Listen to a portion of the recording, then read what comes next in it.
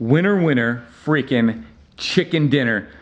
The past couple months, I've done a series of beard brush reviews, and most of them didn't really check enough boxes for me. There was one, and now, today, we have two. Getting right into the boxes that this checks off, first off, we'll talk about size. This is very versatile.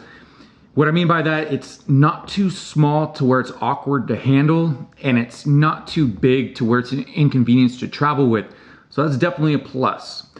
Now the next one in the previous reviews has been quite a letdown, and I find it to be very important, and that's the bristles.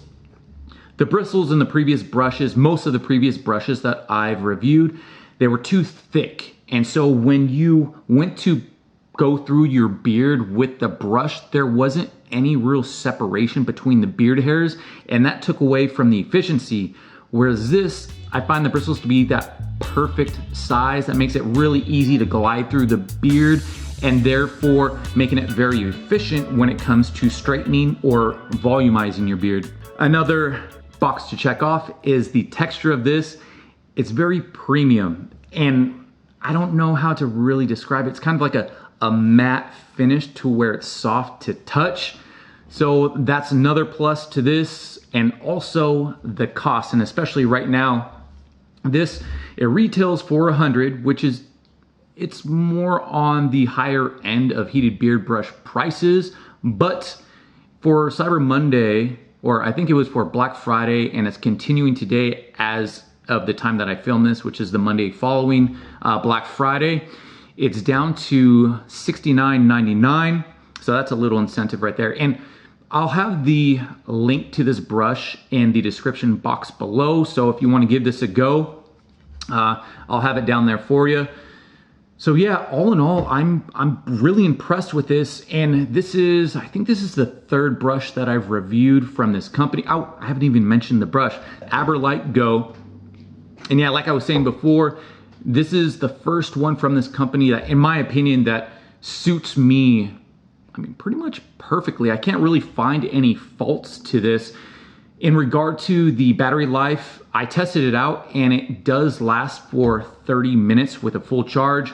And there are 3 different temperature settings. There's 310, 360, and 400. These are degrees Fahrenheit.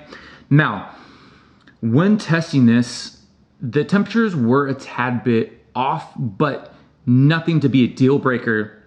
In regard to the 310 degree Fahrenheit, it came out to 307, and these temperatures, they were taken at the base of the brush, so the place on the inside probably got to the indicated temperature, but by the time it hits the base plate, I got 307 degrees for 310, I got 340 degrees for the 360 setting, and then for the 400 setting, I got 374 degrees.